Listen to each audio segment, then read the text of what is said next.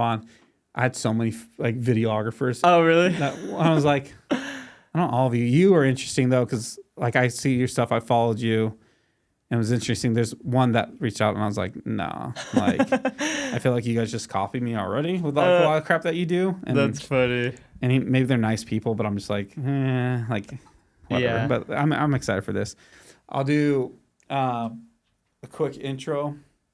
And it's Oscar, right? Yeah. All right, cool. And Pathfinders Productions. Yeah. Right, cool. Hey everybody, welcome back to another episode of the Truth About Marketing podcast. And today we're with a special guest, Oscar from Pathfinder Productions. Let's go, bro. Dude, thanks for coming out, man. I appreciate it. Thanks for having me. This place is sick, bro. You're doing a great job with everything you do. Thank you, man. I mean, I know you're in the production world, right? So you can appreciate some of the stuff that we put in here more than others, I think. But it's, you know, the one hard thing I think about like setting it for this versus like an interview, right? Is we have to light this room for 4 people at the same time. Yeah. And we're still not exactly where I want it to be. Like I want to add more lights up there with little snoots on them to like hair like lights. Yeah. And so I actually had another filmer in here the other day. Her name's Kirsten. I don't know if you know her. Kirsten. I don't think so. She's a friend of ours. We've used her for Canonical Media a few times. But sick. like she was in here. She was like, you used a lot of lights to do this. You know, because normally we have the color lights. She was like, wait, you have like 9 lights going on to get this, and people don't really understand that in the production world, right. as you know, right? Yeah. This light is pretty cool. I like that. It also gives this like a shiny like glare to it, which is really cool. It gives it a cool look. This guy too. Yeah, dude, you did a great job. Everything in here is really curated. It looks really good. Your lighting setup is sick. The operation, like the whole system, bro, it's legit. I'm gonna recommend this studio to a lot of people. I appreciate it, man. It's like I was telling you off camera, man. Like, you know, I've been doing videos forever, and I was like, dude, opening the podcast is gonna be so easy, bro. I know what I'm doing. Put up the lights, and then we did it. And I was like, holy crap! Wait. Why do these mics not sound great? Oh, I have to buy this cloud lifter as well. Oh, I have to get this. Oh, I have to do that. Oh, wait. I have to use an Ethernet cord connected to my HDMI to get over here. Oh, dude, like what the heck? Things you don't and ever then she's think like, of. wait, I need like 17 switchers so I can do this. And like, we need more monitors. It never ends, man. And I look, it's so funny. Like Greg will be in here with us, and I'll be like, move the light like a quarter of an inch that way. Move it back. Like, and like literally, so we have clients that come here often, and every time they come back, they're like, something's a little different. is that a new light? We used to have a long skinny one up there. And now it's like, you know, this bigger one.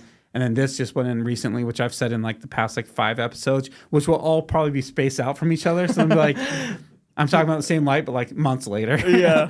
But yeah, so we constantly keep trying to improve the studio, make it look better. Because I mean, like, you know, like, yeah, especially as a creative, you're never really happy with the end result. It's always something that can change every time, you know. And so let's get into a little bit about you. Like, who is Oscar? What got you into filming, and how'd you start Pathfinder Productions? Dude, that's a loaded question.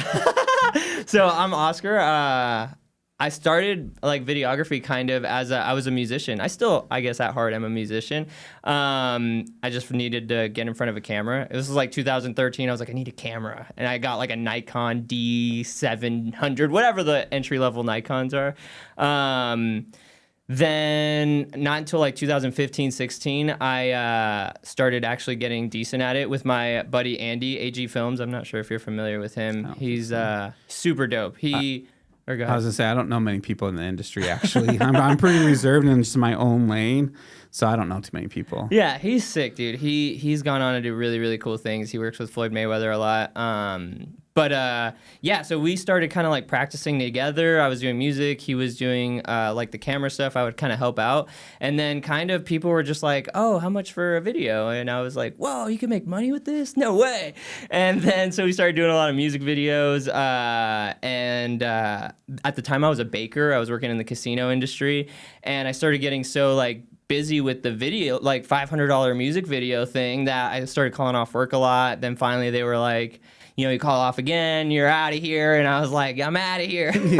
Yeah, I'd rather go make my $500 on a set with doing something I love versus like making my 18 an hour, if that. It was like 20, and still, Yeah. like, you know, you're like, you calculate, it's like, dude, 8 hours, like $170. I could do this video. She's gonna be taking like 3 hours and $500. Like, let's do that. Like, you know. So that's kind of how it started, and then LLC'd in like 2016, and then kind of just been running ever since, man. Just growing the vision, you know, trying to keep expanding and getting better. And I think at heart, I've always been like a business person first. And when I figured out I could leverage videos to make money, that was like, whoa, I could, you know, at the very beginning stages of it, as I was like, you know, doing business or getting better at business, to me, it always felt like a finesse. Like, you mean I just point this camera and like do some stuff on the computer? You're going to give me $500? Like, easy. And so I just took that approach to it. And I was very like, yeah, I didn't really care what the client got. I was like, I'm going to give you this and I'm going to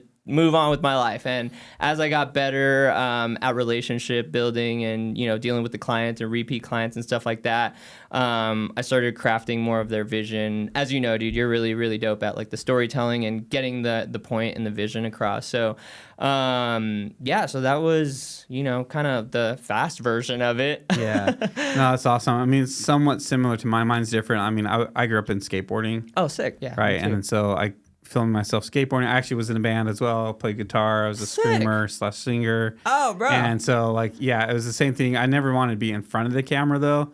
It was like, I went to Utah on a skate trip to visit my brother who was going to school. And his buddy was like, dude, like, yeah, he was like kind of sponsored, like Flow, basically. He's like, check out this video I made. And I was like, his skate video. And I was like, how'd you make that? Like, wait. You made it yourself? I'm like, is that even possible? Is that legal? Like, how did you make this, you know?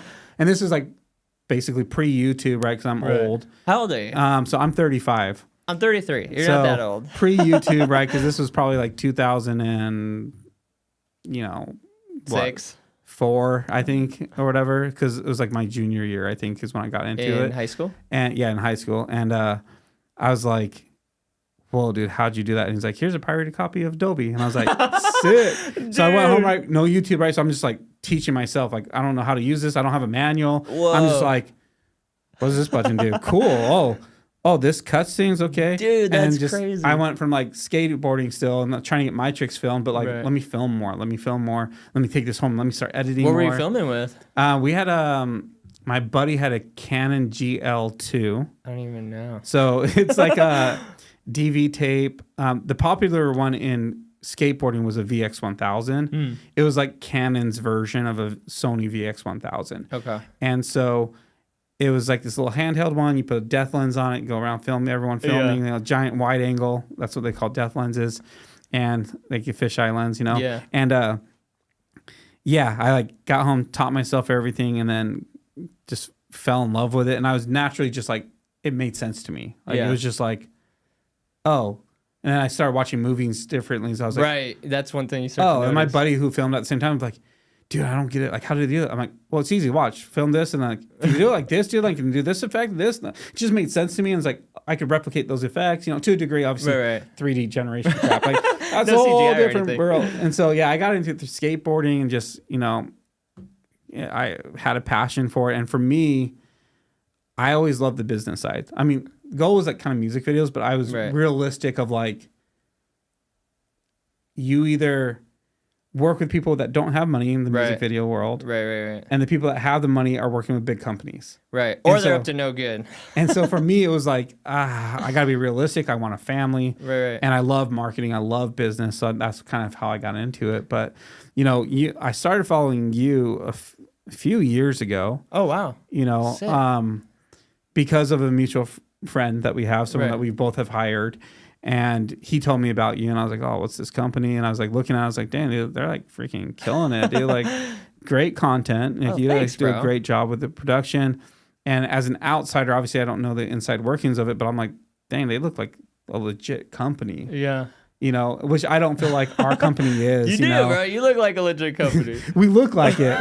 Okay. But I mean, and we are, I mean, but we're a freelance model. Like I actually had employees. I know we kind of talked about it for a second. I had employees for a little bit, but like too much stress for me. I didn't like it. I liked working on a couple projects a month that were a little bit higher end, Yeah. hiring my guys, same guys every single time, Right. and not have the responsibility of like, I have to get you Yeah, work. payroll is a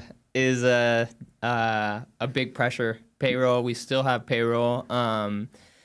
And yeah, it's something you just have to overcome. I think that they're like, as a freelancer, and I've talked about this before, like on, I don't know, social media content. It's like, I feel so confident in my skills as like with the video camera and everything that I could always provide for my family with it. Like, you know what I mean? Like I could always find jobs, I could always do gigs, and I could always make money on it. It just depends on like what your desired outcome is. Like I personally have like bigger set goals that I want to reach, and I want to do a lot more things, and I want to do bigger productions. And you know, with more money, you have more resources to do bigger, cooler things. And that's kind of like what I know. Like getting into it, I have to build a team, and I have to like have the responsibilities of to have the resource of the people around me all the time that I need. Like I just have to get them.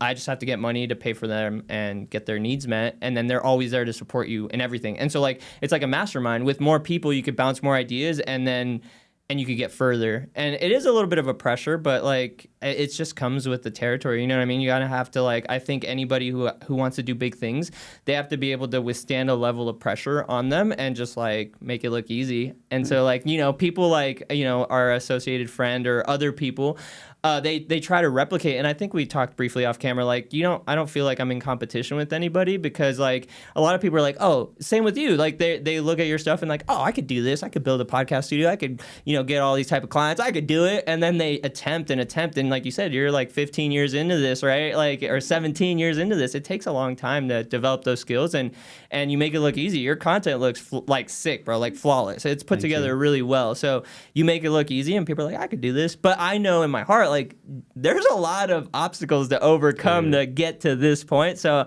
I'm not worried about anybody trying to do what I do. And like you said, we have different energies and different people connect with us. And so like, yeah, man, just like growing. Just to circle back to like us looking like a legit company.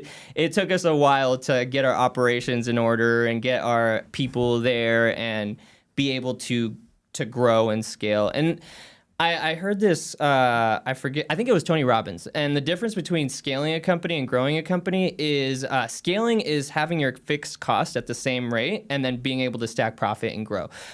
Growing a company, which is what I've done, is like you grow, but your expenses grow as well. So it's not like we're scaling and like we have massive profits. It's like we grow, but like by adding more editors, by adding graphic designers, by adding social media managers, and that allows us to take on more clients, but also we have to sell more deals to sustain it. So it's not, it's a very like laborious model that we have. Well, and I think outsiders, right? And you know, obviously we're talking about the film industry a lot, but this applies to like any industry, right? Is you have outsiders, but specifically in our industry, you have other filmers that see the money that comes in on a project and be like, well, I'm basically producing this. I can do that. I can go do that.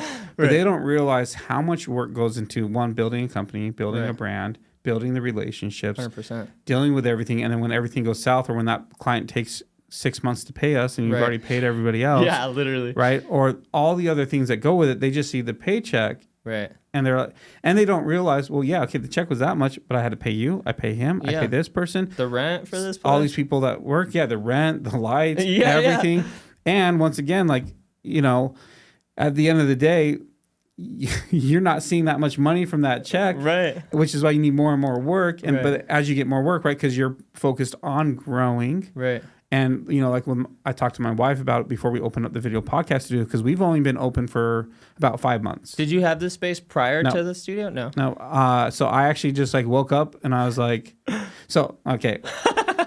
I spent 6.5 months building an unlimited editing subscription company. Sick. Spent a lot of time. Those 6 months weren't just like 9 to 5, like 18-hour days. Were you the one fulfilling? Killing myself. We didn't even open. Oh, wow. I spent 6 months doing development of software. Oh, whoa. And user interface. Oh, wow. And project delivery. And I had 2 big partnerships that we were gonna launch with. They were gonna do all of our sales. If it went really well, they were actually gonna force all 200 members to use us. Oh, sick. And I was like, I'm gonna make so much money. I'm so hyped. And I woke up one day and I was just like, I hate this. Oh no. I don't want to fulfill this. I don't want to build this. I'm like, yes, I'll make a lot of money doing it, but I hate it. And so I just threw it all away. I was like, I'm so sick of it. Like, I don't want to open. I don't want to do it. Wow. And I sat there and I was like, thinking about it. I was like, okay, well, what do I do? Because to me, mechanical media is not a business I want to grow big. I like where it is and I want to keep it there. I want to work with the projects I work with, right. freelance for a very select few other companies, and do a few projects a month. Yeah. And make the money I make. Right. But I wanted something bigger to grow that wasn't revolved around me. Yeah. And gave my employees, my freelancers, a place to call home and grow with and do what they love. Right. That's sick. And so I was like, what can I build? And I had the idea of a podcast studio years ago, but I was like, it's not the right time. And then one of my clients was like, hey, can you film this podcast for me? And I was like, the cost is going to be so high, dude. Yeah. Like, I don't want to bill you $2,500 or something right. to go film this episode that you're going to throw away and pull a few clips. Like, it's just not worth it. So I was like, and I had another client ask me, I was like, you know what? Yeah. Let's just build a place where it's affordable. And we take 17 years of filming experience, and cram it into these rooms, and let people create high quality content that doesn't compete with other parts of production, right? Because it's just one small aspect, but allows them to create a lot more social content and build relationships without breaking the bank. Yeah. And it doesn't revolve around me. Yeah. Because I'm in here with the setup, but I don't have to be cutting. I don't have to be doing that. Whereas currently the work I do, it's all media editing. Right. Oh, really? Because it's the way I tell stories. Right. You know how it is. It's hard to find editors when you edit interview stuff, it's hard to find people that understand how to pull the right stuff and weave it the right way. Trendy cuts in videos, like, most people can do that. But the true storytelling of like the more boring businesses I work with, it's harder to find people to do that. So it's so revolved around me. And so, I literally was just like, in April, I was like, talked to my wife and I was like, hey, I got this idea. What do you think? And she's like, well, I trust you. And I was like, cool. Let's do it. I literally went out and within 2 days, I was like, sign the lease. That's crazy. I'm not even going to sit on this and think about it. I was like, sign the lease, got the space. And then I was like, we'll be up and running in like 3 weeks. Dude, it was like, I seriously thought that was like, oh, this would be so easy. The hardest part of all of it, besides the tech was actually way harder than I thought it was, but it was like, how do we make this place look? Yeah. I'm like staring at these blank walls. I'm like, what do we do? Oh, no. I brought in like a graphic or interior designer and I was like, this is my thoughts. She's like, oh, like I'll draw. And then she like gave me ideas. And I was like, I hate all of it. My wife would give me ideas. I was like, I hate all of it. I know what I want, but I don't know. And so I was just like, screw it. I just started doing everything myself. And then people liked it. And I was like, all right, cool. That's sick. But, you got these practical lights, bro. Yeah, those are sick. So I signed the lease in April and then we didn't open our doors. We actually had people coming in though. The first room was it wasn't even done. And we had people wanting to use the space. That's sick. And we were taking them in. So I actually made a small profit my very first month, which I was go. like, yeah. We made it. And I was like, oh, I believe it, And then we eventually had to like, cut it off because I was like, crap, we got to open our doors. I kept pushing things back because we had people coming in. So we shut down for like a month and then opened doors in like July. Jeez. So it's only been like 6-ish months. I think it was July. It was like end of July that we did like Dude, our ribbon I didn't know, cutting. actually, I didn't know that this was you, bro. Like, I saw you, like, I followed the page or whatever, and I saw you posting it, but I didn't know that this was your spot, bro, up until literally a couple weeks ago. Well, I was trying to be, like, completely behind the scenes, but I've realized I have to be more in the scenes right now. Yeah. Eventually, as we grow and we scale the business and I can hire more people, then they'll be the ones in front of the camera more, and I'll back away a little bit more because once again, this isn't about me, and I don't want it to be about me. Right. But it is about me now because this is me doing it. So I'm trying to be more in front of it and started the podcast to create content for the business and everything, but also meet cool people. Like you and I probably would have never spoken if I didn't have this. Yeah. And now here we are, and like it's cool learning about you and stuff we talked about off camera, and I don't know, it's been cool, but like. It's been a journey. Yeah. And I'm excited for this year because of what we're trying to build. But anyways, screw the podcast. Let's talk about Pathfinders though. Like you don't, as a creative, I think it's hard to build a business. Yeah. Right. Because it's kind of hard to do both. And I'm kind of in the same field as you. And how have you gone from being one creative individual to having employees? What do you think those steps are that people in the creative field, not just filming, but like, how do you go? Because here's my holdback, right? Which is why I was excited to talk to you, because you've done something I haven't done. Everything revolves around me. Yeah. I'm the talent. I'm the skill. I can't give it up. If I do, I'm never happy. Yeah. And our clients pay a certain price, and it has to be me, and they're expecting me. Right. And so I've never learned how to grow that creative service into something that wasn't me. And so I can't grow and then scale it. So how do you do that? So one thing that I got blessed with, and was like unconscious when I did it, is we created Pathfinder Productions as an entity. So there was no face; it was just like an entity. So that was like a really cool thing. It's not like Canico Media. Is that your last name? Or? No. So that's Canada and Mexico. That's sick. So that's similar though. You have an entity, so you could lean on that. And then, so I was in a very similar place, bro. Like 2020 or 2019. Do you have kids or no? Yeah, I have an 11-year-old son, and then we adopted and him when he was 10 months old. So let me re-say that. We'll clean that up. So I have two sons. I have an 11-year-old who plays hockey, and then I have a 2.5-year-old that we adopted through foster care. That's dope, bro. So we just had our first daughter. Well, she's 2 now.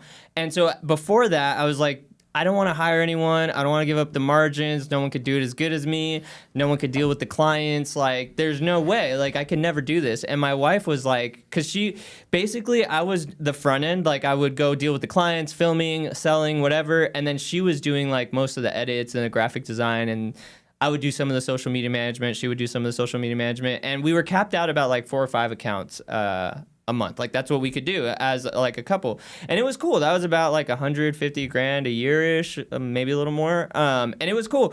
But then she was pregnant and the baby was coming, and she's like, you're going to have to find someone to do like all this work. And I was like, we'll be fine. Like, yeah, we'll figure it out. And so anyways, the baby came, dude, totally fell off Pathfinder, right? So now I'm like trying to do everything, and it's like I'm not doing a good job for everybody. Accounts start falling off, and we get down to like our last account, and it falls off, and I'm like, oh, what are we gonna do? Like, so I'm doing freelance stuff, sign another account, and I'm like, okay. She's like, here, let me help you find like a VA or somebody on Fiverr. It was just like a Fiverr Philippine worker, and she would basically do the social media management. She would do the graphic design, and that's it, I think. And so I was just filming and editing. And I was like, okay, this is cool. It only costs like $250 a month or something like that for her. So I was like, this is sick. So just like that, I was able to bring on like 3 more new accounts or something. And it was just me and the VA. And that was sick. And I was like, okay, that's cool. I'm still doing the videography and the editing and stuff. But then I was like, I could do more, right? I just need to find people. So I just kept looking for people. And I think our second hire was Jazz. Shout out to Jazz. She's basically like our executive operating officer. She like does everything. She's dope. But she came on originally as like graphic design, helping with social media. And then I was like, cool, I don't have to worry about social media or graphic design or anything. We got rid of that VA. She's here in town. Jazz is a real person. I mean, the Philippine worker is a real person too, but she's here, right? And so then my second hire was Austin. You guys cool? We could edit it. Oh, yeah. So Greg's gonna head out. He has a shoot. So when you're done, just leave the mic here. But cool, I got you. Yeah, everything's recording, and it records everything individually. I was supposed to walk out and not say anything, and hope you just noticed that I just left whatever. Yeah. Yeah. I told him, I was like, once he mentions he's a production company, just leave. We're good, bro. Push stop and leave. No, but it records everything, and we'll clean it up after. Cool. So nice meeting you, Greg. Yeah. Okay, nice meeting you, man. Cool, bro. Right. Good luck on your shoot. Thanks. You're welcome. So anyways, then I hired my second guy, Austin, who's like basically our executive editor, whatever. Titles are stupid, but he's like the top editor. But I found him, like, we did a music video together like years ago, and then he like had moved back and forth, whatever. I found him. He needed a job. I hooked him up with my mentor's place at Golden Beyond. He was just doing like photos and stuff for him. And then I was still looking for editors, and he's like, dude, I could edit. He's like, I've been editing my music videos, whatever. So I brought him on, and he like grew with me. He was like at a not that great skill. He was great. He was good, but he started being able to tell stories like you do. And it was just a lot of feedback, and it's kind of like failing through it. So like no one's perfect at first, like, you know what I mean? But if you keep working with that person and just over communicate with your clients, right? Like I charge a lot of money too for production and stuff. So just communicating with their expectations and then communicating with the team, like, hey, we got a big project. This depends on you. Like, you know, it's really just building people up to grow with you. So like pouring into them. We also do this thing where we like read books together every week. We like, that's cool. we just talk about our ideas and grow. Cause I feel like I have to grow their mentality and their like abilities to expand their consciousness to be able to do the best job they can. And then they do the best job they can for the clients are stoked. And it's just like a revolving circle, like, because we can keep our clients happy. They keep paying us money. I could keep paying them their paychecks or whatever, and we keep growing. So then beyond that, then it was just adding more people. Then I was like, okay, I got editing off my plate. Hell yeah, now I'm still filming, dude. And all our clients are like all over the United States, so I have to travel a lot. And my wife was getting tired of that, so I was like, all right, I got to find like a really good videographer. So I'm always open to working with people. And then I came across Angel on like an Indeed ad. Like also we post a lot on Indeed or Facebook, whatever, just to get people to come in to have that flow of people coming in. And I found Angel on an Indeed app, and he was just sick, dude. He's so good. He's like really likable. His work is dope. And then we would take his footage and give it to Austin, and that worked. Like then that whole system was working. And I honestly think Angel's better than me. Like a lot of the video guys that I bring on, I think are better than me. I like, again, from like the business point, I always thought I was like hustling, like finessing someone. Like I never thought I was that good, you know, because I came up with Andy, and Andy's sick, dude. He's like the best videographer I know. No, besides you. Thank you. And so I just never thought I was that good. I mean, I know what I'm doing, you know what I mean? But so I just empower the guys a lot. And then by empowering them and creating that culture, it kind of elevates the customer experience. And then beyond that is just like doing more sales, so like getting the marketing and the sales part down and selling more, and then bringing on more people. So those are like the core four, like Jazz, Angel, and Austin, and then we have like an army of VAs. So I have like four other VA editors that do like the social hype clips, and then social media managers, VAs, and then who else? Oh, and then our outbound team is like VAs. So we have a lot of VAs and then 4 people here. So it's not like... No, that's cool though, because it's like... So I've done some similar stuff, but mine aren't like full-time employees. Like, you know, I try to build up my guys, and for my guys, I'm always like, look, I don't even want you to work for me. So like, how do we get you to the next level so you go do what you want to do? Because there is no end with me. Like they're not growing with me to be part of this forever, because my goal, once again, with Canonical Media was never to become a full production house where we have all these full-time people. That's just not what I wanted out of it. There was a time I did, and I did it the wrong way, and so I hated it. So I have such a bad taste for it from my experience. But for me, I guess the struggle is in the video world, you know, which it sounds like you guys do social media management as well, correct? Yeah. And so then that brings a different aspect in, because you have the monthly retainers and you have set income.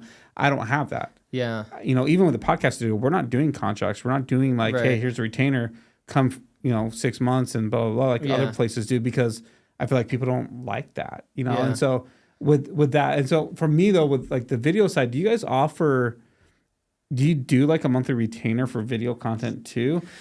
And I guess you probably have like, I guess layers to it, right? Where it's like, here's a monthly subscription for social content, but then here's your one-off bigger production for your brand identity staple videos. Yeah, so we do like the one-off productions, like one-off videos, but I really sell like, I love In and Out. It's like so simple. It's like 1, 2, 3. Like that's all there is. So I just give them, I really only sell one package, because everyone has their own dream, but really like they don't know what they want. Everyone just wants everything, right? And like one video is not going to get, I'm like, yeah, I'll sell you a video. It's going to be $2,500, $1,500, whatever for a video. But like beyond that, like what is that, right? Like that one video is going to do so much unless you have a campaign behind it or whatever. What I suggest is this, is like, you know, you get unlimited access to us. We do all kinds of videos, whatever. And it's like, yeah, different if we're doing ads and ad spend or whatever, if we're just doing social media, if we're just doing like content and handing it over. So that's pretty much it. So it's like a $6,500 package, a $5,000 package, and then anything else is just like freelance, like one-off videos. So, and then the videos are usually like $1,500 or $2,500.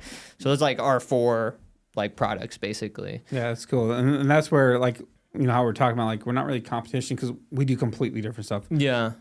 I'm not going to do social media management. Yeah. I did it for a little while for clients and we were really good at it. Yeah. But it's that whole nother layer. And for me, I was like, okay, cool. Eventually we'll grow this and I can do this kind of like what you're doing. Yeah. But then we started doing it. I was like, I just want to make videos. Yeah. Dude, like I don't want to be in charge of stuff.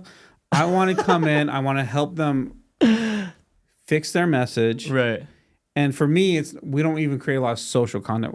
We kind of specialize in like the customer case study / testimonial videos, the about us videos, websites, the stuff they're going to use on the website, the stuff that's going to live for longer, the stuff they're going to use in their sales emails, stuff they're going to leverage outside of presentations, social, but then also use in social. That's kind of where I live. Yeah. We create social content, we create ads as well, but what I like doing is those storytelling of a customer struggling, then using their service and now happy, right? Yeah. That's kind of where I live. And that's why it's always been hard for me to try to build like a team where we have a reliable income, because like those aren't videos you're going to do over and over and over. Right. They are the one-offs. And so we do a lot of like, here's a bigger one, fly us out to Chicago for 3 days. Let's shoot these 8 videos and then we'll see you in a year maybe, you know? Yeah. And so I've been trying to figure out, and I don't want to, I think a lot of it's pride with me, right? And I think most entrepreneurs hold themselves back because of pride, not wanting to meet with people in the same industry as them, not wanting to do this, not wanting to do that, not wanting to learn. And Greg's making all this noise. I thought he left, dude. I thought he was gone. Greg, maybe we're getting robbed. I don't know. No, I was doing myself. I was like, dude, what if it's not Greg right now? I'm like, nobody else is supposed to be here, and he closed the door. Like, I heard it. But like, you know, for me, I know this, and I'm glad that I know this because building the podcast studio is different for me. Yeah. This isn't a pride thing. And for me, like with Chemical Meal, I'm so prideful about like my work and the storytelling, and it's so hard for me to hand it over. And I work with talented people, but in most of them would agree with you that, or agree with me that they can't do what I do. They don't like I like. It doesn't make sense to them. Right. And so it's always been hard for me. And I don't want to create social content. Like that's not what I want. I don't want to go just a gimbal and just film stuff. Yeah. That's not what I want to do. Like I enjoy taking a really ugly space, lighting it. There was this one time we freelanced for this company, and we scoured all their offices. It was like a cancer treatment center, and so like their office space was really ugly. They're like, "Oh, use my desk," and like, you know, just everyone wants to be filmed in their office, and their desk is always ugly. It doesn't make sense. We can't use that space. I want some openness, depth of field. Yeah, we walked around everywhere, dude, and it was so funny because we walk up like, well, this is our break room. You're not going to want to work in here. And I was like, hold up. And let me say this. And I told the dude whose company it was, like the guy in charge of the production. I was like, you know, I kind of whispered in his ear once we left that place. I was like, I'm telling you, dude, that's the spot. And he trusts me. Like he brings me because like, I know what I'm doing. And so he's like, yeah, you know, let's play around in the break room scene. They're like, really? Like, no, like that. Don't do that. And he's like, no, like just trust us. Like, we set it up. He's like, yeah, we're going to set up this way. And I like, shook my head. I was like, you know, pointing that way. He's like, I mean, like, we're going to set up over here. And that's how I set it up and I do my thing. They come, we have, you know, someone sit down to look at it. And the girl goes like, holy crap. This is not our office. That's sick. And she took a photo and sent it to the CEO of this, you know, big company too. And the dude was like, where are you guys filming? And she's like, we're in the break room. I was like, no effing way. Yeah, dude. Like, and so to me, I love that. Like, we worked with so many people like, oh, our office space sucks. I'm like, no, trust me. Like, I got some lights. I'll add a blue light. It'll look good, right? We'll put a blue light in the back, hit you with a hair light. See, that's my secret sauce there that you notice. So you know, I did notice that. The space sucks. Add a little blue light to the background. All of a sudden, it's beautiful. Picasso. Well, and blue, right? Thing. I mean, colors cause an emotional feeling in the video, and blue is so soothing, and it's corporate, which is why so many corporate logos have blue in it. So it's always kind of fitting to me. It's funny. I try not doing it. And I try like getting outside of the blue, but then but like, other colors like green makes the skin weird. Right. Yeah, it's an unsettling color. Yeah, this is why you see green tint in horror films. Right. Like, and so I don't know. I like doing that. So for me, it's always been a struggle of growing, I guess, the creative field because I'm so, I think, prideful and like stuck in like, well, I don't want to do that. I want to do what I like doing. Yeah. And that's, for me, it's okay because I know what I want. But as a business owner, that's really stupid. And I know I'm dumb. And I know Canico could be way bigger than what it is because of what we do. But like, I hold it back. Yeah. And so now I'm trying not to get in my way and learn from my mistakes and learn from other people that are killing it like you and build this the right way without my ego in the way and not make it about me and hire people that, you know, only do 80% as good as me. Yeah, I mean, that's the thing is no one's ever going to do as good. Like even my guys, they mess up all the time. And there's like moments where, like I told you about the Cam forgot the camera in Arizona. And I'm like, bro. And it's just like, it just comes with like, you know, any organization's going to tell you like, this is...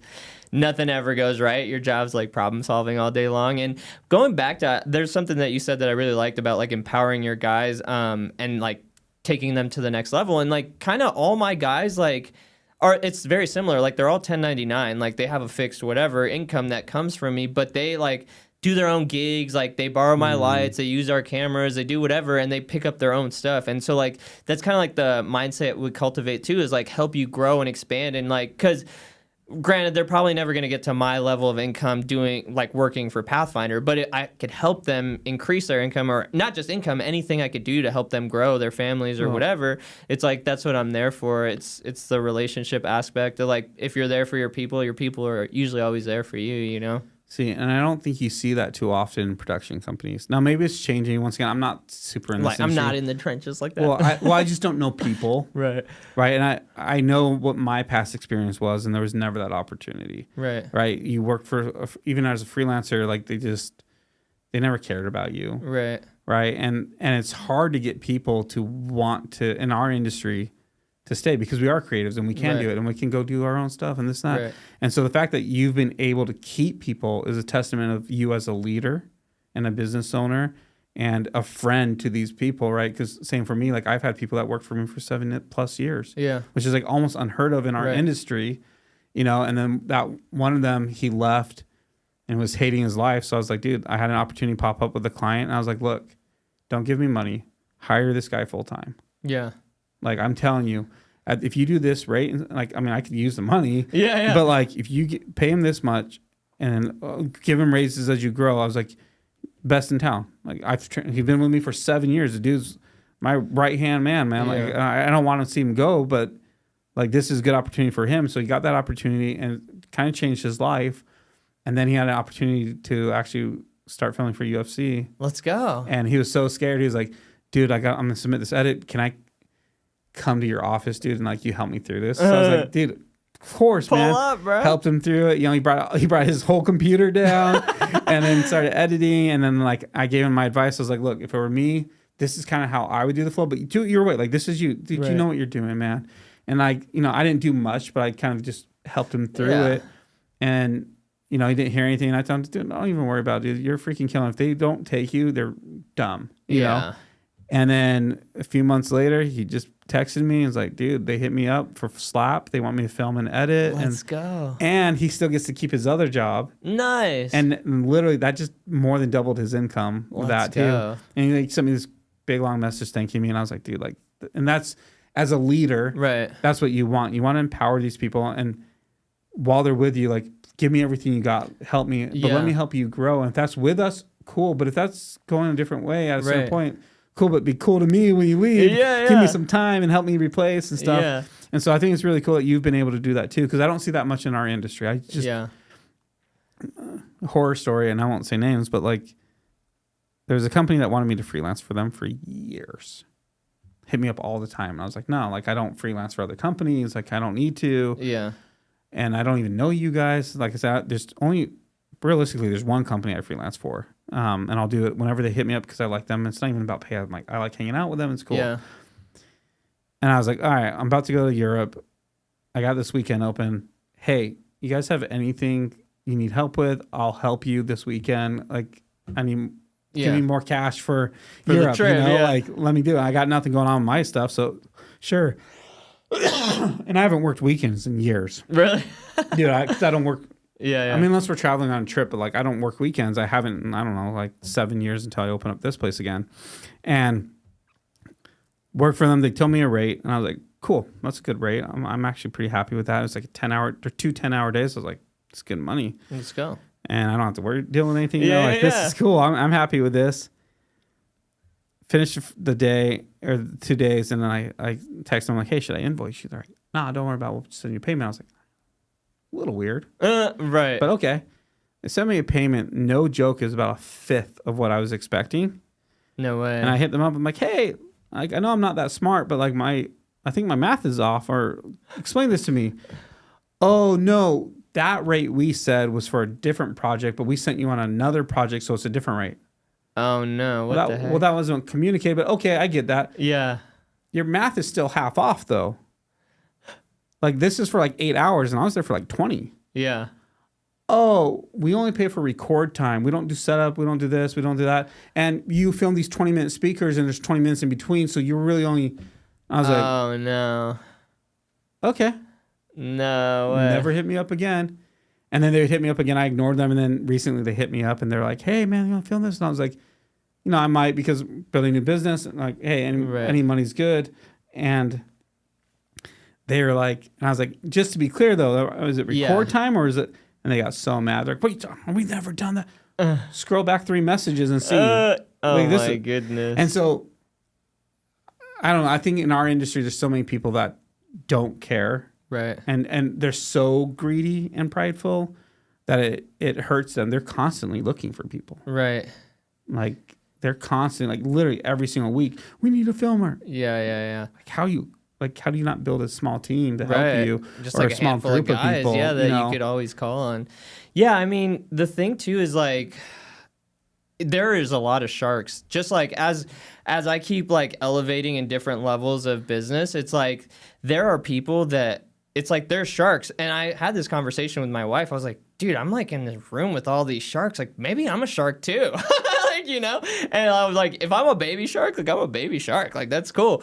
But like I always have the best intentions for everyone. And you have to like, before I get into anything, I like to have everything in writing. One, because of like my past. So like I didn't really circle too much into this because I've told this story like on 5 podcasts already. But when I was when I was doing the music video stuff and I was in the music video, I had a music studio and I sold a lot of weed. Like I started selling weed, and this was right before it was recreational. I used to sell weed to everyone in the restaurant, and then I left the restaurant, I was doing the video stuff, and I started selling a lot of weed, like a half pound of weed a day and like a bunch of stuff and a delivery service. I was a baker and I would sell a bunch of edibles and stuff, and it was booming. I was making like $2-3 grand a day, and but then the DEA started following me around and they busted me and I got locked up and it was all bad. And so I have this like paranoia now that I have to like always prove like wherever I'm at, like what my purpose is. So like I always have paperwork for everything, I'm like so legit now. So before I go on any type of mission or whatever, it's like I set the terms, right? Like just so we're clear, it's going to be this price. Okay, sign the agreement. And now I do this thing where I use, like I send a CRM invoice and then they take care of it. And I don't move forward with anything until like the payment comes through. Then it's like, all right, cool. Even like storyboarding or anything, I'll just be like, look, this is what we talked about on our discovery call. This is all the stuff. Is there anything that'll prevent you from moving forward today? No? Great. I'm going to send the email. Cool. Send it. And then it like has a brief and it goes through like the deck of like what we talked about. And then they get to the end and they make the payment. And then after that, like, then I start the storyboard and the building and the booking the flights and everything that needs to happen with that project.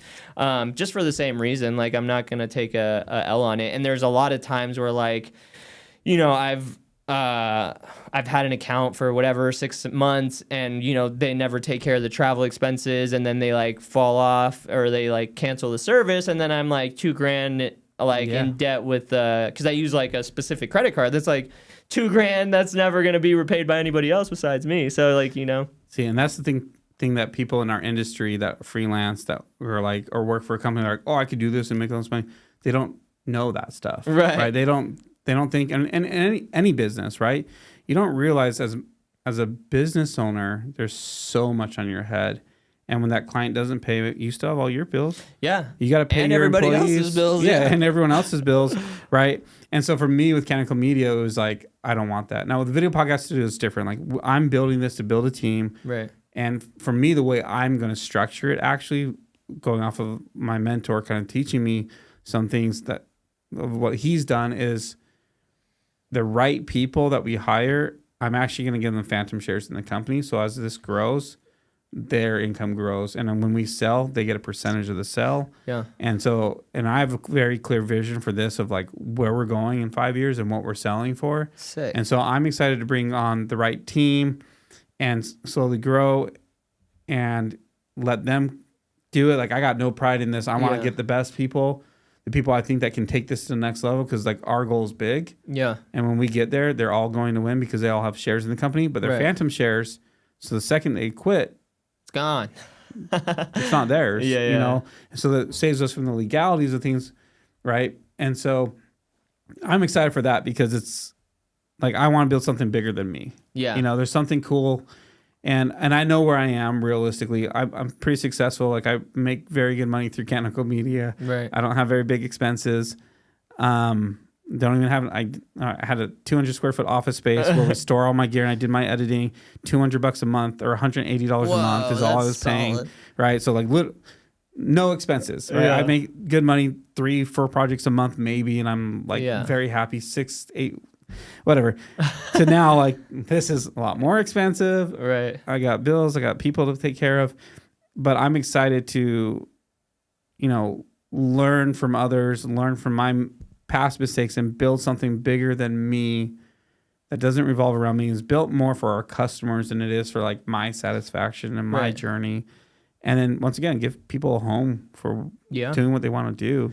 Yeah. No, dude, 100%. And I feel like I don't know. Again, what your belief system is or whatever, but like as far as like success, I lean a lot on like the esoteric things in success. It's like your limitation is only as far as you could believe and conceive and like push yourself to do. Like the constructs of your reality is based on like what you think it is, and the second you change your thoughts, that changes your your habits and your beliefs and your actions you take, and then the reality that restructures itself, so like if you know and you're certain and you know the direction, you're taking action towards it every day and you're doing the right things, and like it's going to get there. It's like not even a question. It's like the cause that you're doing is going to create the effect that it will be, and that's that. Yeah. It's crazy because starting this podcast, originally I started it because it's like we have the space. Yeah. I might as well. Right. And let me hopefully get work out of it. But the personal development I've had through it is crazy because the more people I meet with that are doing things, and I get to see the people and, talking to them, you can tell who's doing things and who's not and who's faking like they are. Right. Right. And I'm kind of curating who I bring in to people I already know are doing things. They all have that belief. Yeah. They believe in themselves fully. They know what they're going to achieve. And it doesn't mean that they're like douches about it. Yeah. Right. Which I've learned. I actually had a podcast that I've talked about a few times, episode with these people, these realtors and lenders. DC? And yeah. I worked with them. And so we did our episode, and I've talked about this quite a few times. A lot of the stuff I say, like people are going to watch this and it's going to be the same stuff over and over. It's probably not interesting, but it's so true and it resonated with me so much. Like we finished and they're like, dude, his mom was like, Laurel. She's like, you talk so much like crap about yourself. Like, you're so negative. And I was like, that sounds like something she would say. And I was like, I am? And she's like, yeah. And I was like, wait, I am. And then I was like, this realization, like I've always known, like my mind's so negative about myself. Like I don't believe in myself at all. And I've never allowed myself to even like be proud of what I've accomplished. Like, if you like literally 3 weeks ago before I did my session with them, if you would have been like, dude, like you're killing it, I'd be like, oh yeah, we just get lucky. I would never be like, thank you. Like, I know I'm good. I would never do that. Wow, that's a huge identity shift. And so like I'm starting to do affirmations and starting to do all this stuff because I have so much negative self-talk in my head. Wow. And it's crazy because I knew it was there, right? And I help a lot of people through a lot of their negative self-talk. And I was like, oh, but screw mine. Like my son, like when he's like, oh, I suck at this. Like, no, reframe your mindset, this and that. Like, let's get through this. You can achieve anything. But then constantly all day in my head's just like, you can't build this. No. Which is part of the reason why Canonical Media is where it is. Right. It should be a 7-figure business right now. Right? Yeah, with full-time people. 100%. It should be. I mean, I'm happy with my income with where it is. And I'm probably making as much as I would be if it was a 7-figure business. But it's not because I limited myself. Yeah. I told myself, you can't build that. Everyone else can. These people that I follow called Filminatics, I think is the name, in like Charleston. Oh, I follow them like too. They're cool. I like them. We talked years ago. They've blown up even more. Yeah. But they were 7 figures back then. I'm like, how? Like, I can't do this. I can't do this.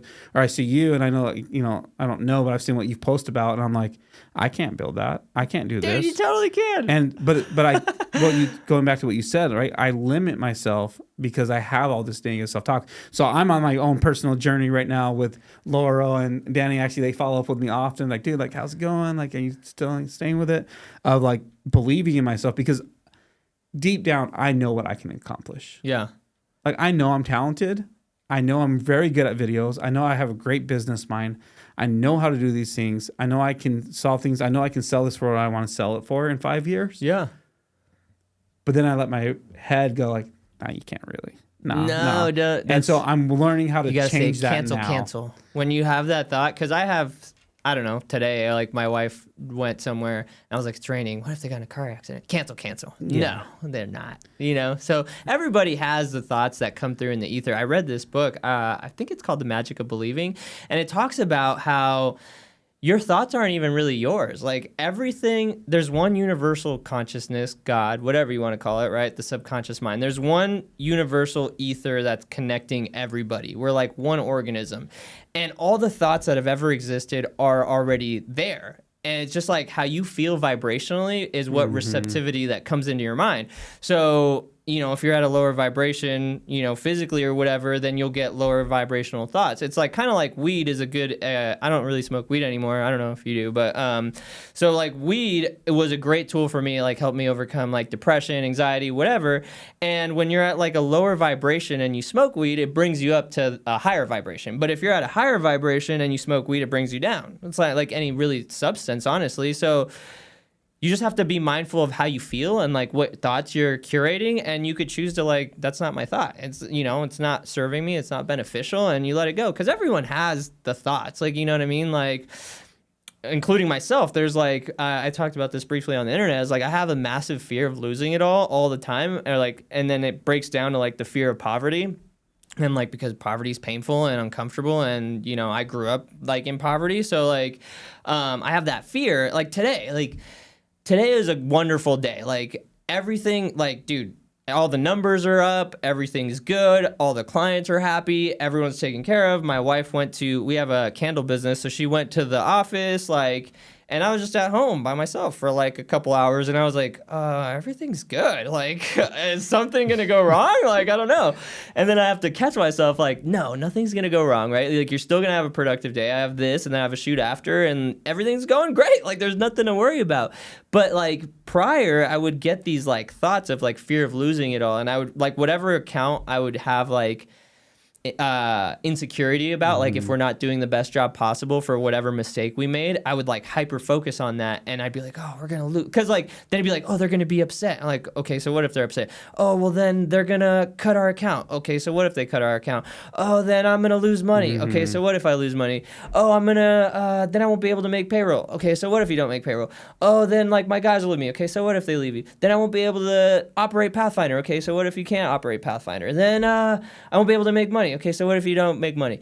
Then I'll be poor. And then like, then what? So what if you're poor? Then like I won't have food or a place to live or whatever. And like I broke it down all the way down, and it's just the fear of poverty, and fear is just false evidence appearing real. So it's not even true. Like it's just imagination Yeah, well, 100% to that point, and that's what I'm realizing more and more. And I understand this outside of my own brain. Right, like when my wife struggles, it's like, of course, like this is easy. You're capable of anything, right? Yeah. And my son, same thing. Like, oh, I'm not good at this. No, reset your mind, focus it on this. Like you can achieve anything. You're so strong. And then it's me, and I'm like, nah, you suck. No, but you don't suck. Once again, like deep down, I do know, but I unfortunately tune to the frequency of negative thought all the time, and I didn't realize it until that conversation with Danny and his mom. Yeah, I was like, you're right. Like I do. And I make fun of my appearance and this and that to make people laugh, but it's because it's how I really feel. And that's all my brain thinks about. And it was crazy. And I've said this multiple times on the podcast, but like the next day I was paying super attention to it. I was like, all right, I'm going to do affirmations. I'm going to listen to like Alex Hormozy, listen to something positive in the morning. Yeah. And I did. And from my 15-minute drive to my office, no joke, 16, 17 negative thoughts of like, you suck, your business is going to fail, nothing's going to work, you can't do this. What he's talking about, you can't do. And I was just like, holy crap, I do this a lot. That's an amazing place to be though, because you're observant now and you're observing it and you could start to change it. Yeah. And like, what's crazy is, the imagination part is like, right, that's just your imagination, false evidence appearing real, telling you these things. And you could spend the same imagination like, what if I can't? What if it does work out? And then like your vision goes further. It's like, oh, sick. So like instead of going backwards or imagining in the wrong direction, it's like, oh, sick. What if like you start thinking of different things? Like, what if the studio is booked out every single hour and both rooms are booked out every single hour? I better get this next room together. Like, right? And then you're like, oh, sick. And then the revenue would be like, whatever. Yeah. And you start doing math and you're like, oh, dude, that's so exciting, right? And that just like following that vision down the different route is the same energy it takes you to follow the vision down the other route. Yeah. You know? Yeah. And I'm just like, once again, just now starting to realize this for myself. I've never realized how much it was hurting me. And I'm on my own journey of like, okay, because it's so hard for me. Like, even when we're sitting here, I'm like, yeah, dude, I'm positive. my head the whole time, I'm like, yeah, dude, I'm going to sell this. In my head, no, you're not. No, you're not. No, you're not. And I'm like, shut up. You know, like, I can do this. And so I'm in this process now. And obviously, it's a lifelong process of like kind of rewiring, changing that frequency to a different station and changing my mindset. Because once again, deep down, I do know. I know what I'm doing. Dude, you're sick, bro. And this place is sick. Well, and everyone around me is like, you're going to be the first millionaire. You're going to be the first this. You're going to sell this for 10 million. You're going to do this for this. You know, we believe in you. We believe in you.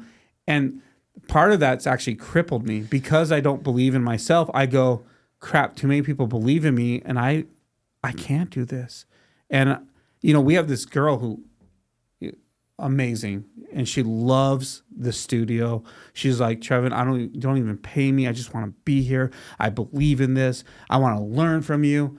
And I was like, I shut down basically and quit talking to her because I was like, I'm gonna fail you. Like, I'm not this. I can't build this. I can't do this. And I actually just had a conversation with her. I was like, hey, I realized that my negativity in my brain has made me not respond to you because I know how much you believe in me. And I didn't want to let you down, let you realize I don't know what I'm doing. I was like, I am going to build this. I am going to do that. But like, give me some grace because I'm struggling internally so much. That's dope, bro. And she's like, holy crap. Like, thank you, man. Like, it's amazing. Like, I was wondering why you weren't really talking with me and this. And I was like, no, you're amazing. I was like, but I'm on this like self journey right now of like learning to believe in myself, even 1/5 of the way that everyone else believes in me. And I know once I do that, like the things I'm going to accomplish are going to be so big and so huge because I have the skill set.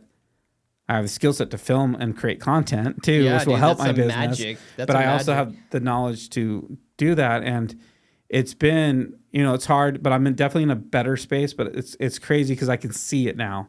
And I see how it's affecting me. So I'm learning how to not even talk negatively about myself in a joking way. I still do it because 35 years of doing it, so it's hard to get away. Take a while, you know. But I'm learning how to see it and go like, notice I just did that. Okay, don't do it. Don't do it. Don't say that again. It was fine the one time, like we did a podcast episode today. We're talking about food, and I, the guy owns a restaurant, and I was like, I'm your clientele. Look at me, Yeah. And I'm like, in my head, I was like, shouldn't have done that. It was funny because it's part of the podcast, but whatever. But like, don't do that, and I'm recognizing these things, and I think as leaders, the thing I admire about people like you or Danny, DC, and these other people that I'm interviewing and learning from these episodes that I didn't even think I was going to learn. That's crazy. Is like, you guys all have the same mindset. Like, I can do this. And obviously it's probably wavering, but it's like, you believe. And so then therefore you go and you achieve, and our minds are so powerful. We hold ourselves back so much. And sometimes it's not even our own self of like, I can't do this. A lot of times it's like, what are other people going to think? Yeah. I didn't want to start a podcast because I was like, what do I have to say? What knowledge do I have? And who's going to judge me out there? First off, I don't have friends. Yeah. I don't have time for friends. Dude. But secondly, who cares what people think? Yeah. If it helps one person, like especially this mindset stuff, and they make a change, amazing. Bro. I mean, that's my favorite thing, my favorite topic to study. I read a lot. Like I read for 30 minutes in the morning and then I read for an hour at night. And it's crazy how much like pages that is, like how much of a book that is. So I crush books in like 2-3 weeks. I'm like running through books. And that's been like one of my biggest things that helps my identity to believe that like, as long as I keep growing my consciousness and just my consciousness, like everything else around me will grow. Like business will have its ups and downs, and some days it's up, sometimes it's down, but I still do have my identity attached a little bit to money. It's hard to like overcome when it's like, when it's a bad month and you're like, this can't be right. It's hard because there's so many things attached to it. Right. So many stressors that come up from it, man. But no, you've been killing it, man. Like I see the content you create's cool too, like on your own stuff.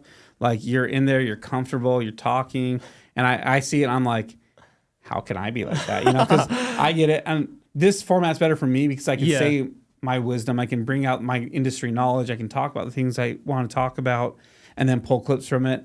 But it's also helped me be way more comfortable talking to the camera. Yeah, like I'm getting way more comfortable. I'll never be as like energetic as you, but I'm just not as energetic as you. Yeah, it's a different. Or other people, like I'll never be like, here's 3 things, like, because that's not me. I'm more like, hey, this is the psychology behind this. This is what I've learned over this, and people that relate with it, cool. If they don't relate with it, well, that's me. Yeah, no, dude.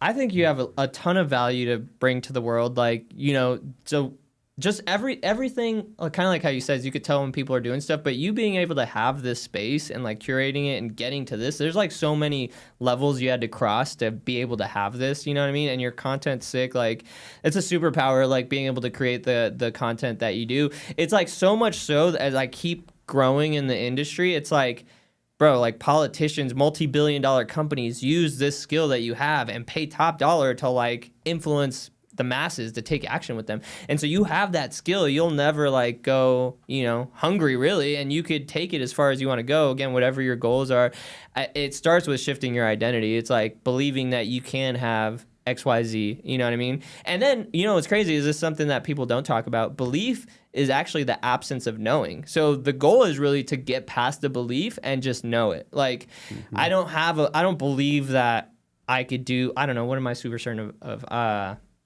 Yeah, I don't believe I'm successful. Like, I just know I'm successful. You know what I mean? There's different levels to it, but I don't believe that I'm a good dad. I know I'm a good dad. Like, all the evidence is there. You know what I mean? I don't believe I'm a good leader. I know I'm a good leader. Like, and again, not in a douchey way, but I just do the things that require, like, I'm really strict about, like, my morning routine. Like, I wake up at 5, I read, I journal, and then I meditate.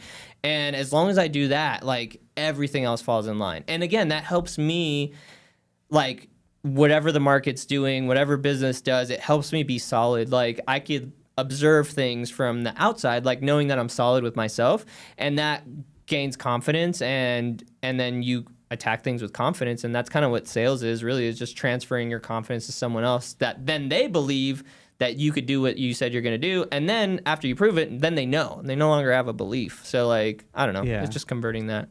Well, and I love what you said there, right? Like, you need confidence in sales. Right. And that's something I'd love to have you back to do a whole episode just about sales. Yeah. Because I have so many questions. Like, I feel like I struggle with sales. I'm good at, you have a project you want to do, I'll sell you on doing it if it makes sense, because I don't sell crap that they don't need. Right. but I'm really good at explaining the value behind doing the things that we do for sure. Right. I don't consider myself good at sales though. Yeah.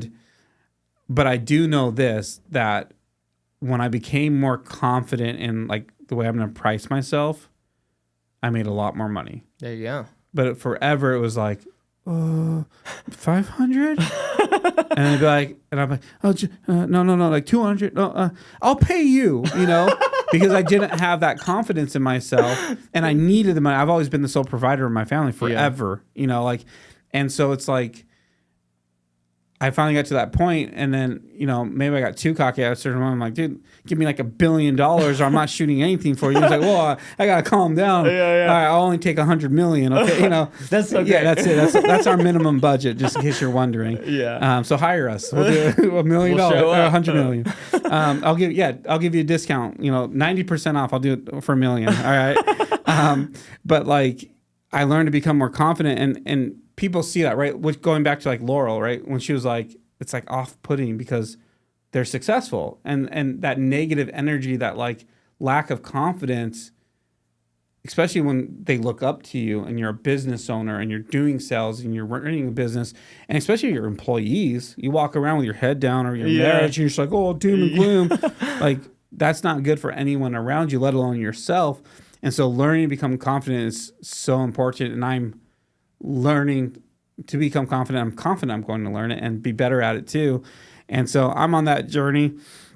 But I'd love to have you back sometime and talk about the sales process, like how you do that, if that's valuable to you at all, too. I would to create some content around there, because, like I said, like for me, the podcast at this point, it's just been like learning from me. Like, I'm learning professionally and just personally. Like, I'm making changes. People that want to create awesome content, have their social media managed, where can they find you? Bro, Pathfinder Productions .biz or Pathfinder Productions on Instagram, Oscar Cardona. My handle's like Oscar Cardona. It's just like my first name and last name squished together. Shoot me a message, give me a call, whatever you want to do, and we'll be here to add some value for you. Awesome. I appreciate it. Yeah, bro. Cool. It's been real. Let me just put a cut on there. So, but bro. I appreciate it. That was fun. Yeah, and you know what? Just like Laurel, just